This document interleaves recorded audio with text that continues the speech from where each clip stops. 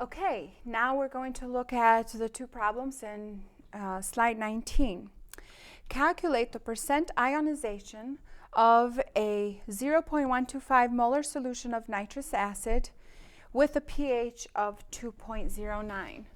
I know the pH is 2.09. I also know that the nitrous acid concentration, so HNO3, is 0.125 molar. I'm asked to find the percent ionization. How much of this acid actually splits up into H plus and NO3 minus? Well, this is similar to the mass percent type of problems that we've done before, to where the H3O plus concentration at equilibrium divided by the initial concentration of your acid times 100 gives you the percent ionization. What do I know? I know the concentration of my acid initially. I don't know H3O plus directly, but I do know the pH, so I can calculate the H3O plus concentration. So let's do that. When you know the pH and you want to find the H3O plus concentration, this is what you do. You take H3O plus is equal to 10 raised to the power of minus pH, which is 2.09. This gives you a concentration of 0.008 molar. That is this value over here.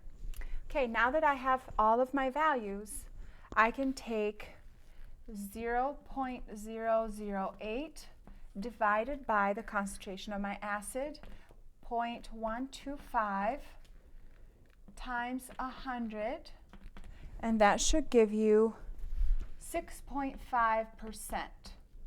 That is how much of my initial amount of acid ionizes, meaning it splits up. So if I were to write the ionization of this acid, HNO3 in aqueous solution plus water, if it's in water, this water is liquid, will give me NO3 minus aqueous plus H3O plus aqueous.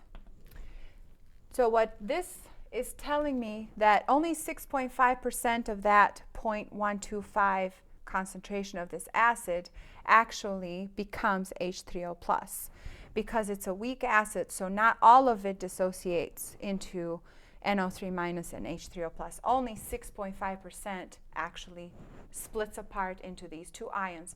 The rest, the 93.5%, remains as HNO3. Now let's look at the next problem, which is the opposite of this. What is the molarity of a solution of acidic acid with a pH of, so this was problem 1, let's do problem 2. The pH is equal to 2.89. If this acid is, so percent ionization is 1.3%, what is the molarity of the solution of acidic acid? So if I can just write it acidic, actually I'm going to write it HAC for acidic acid for short. What is the concentration? So I'm looking for this concentration. I have the pH. I know what the percent ionization is. I need to figure out the concentration, initial concentration of my acid.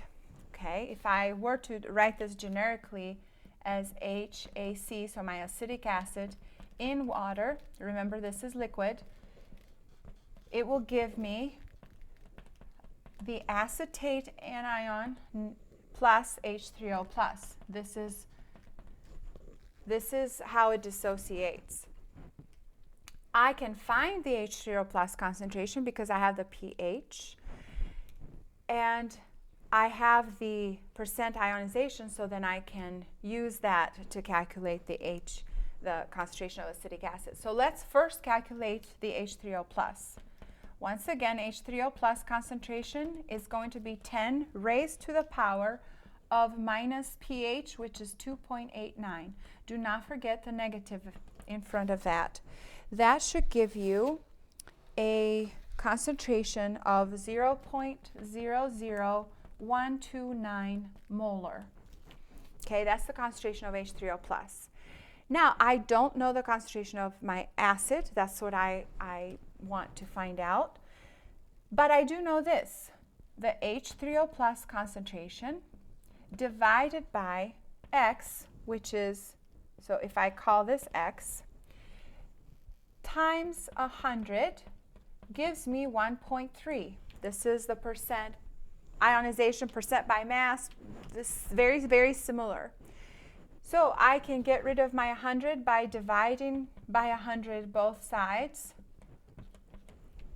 And I have H3O+ over X is equal to 0.013.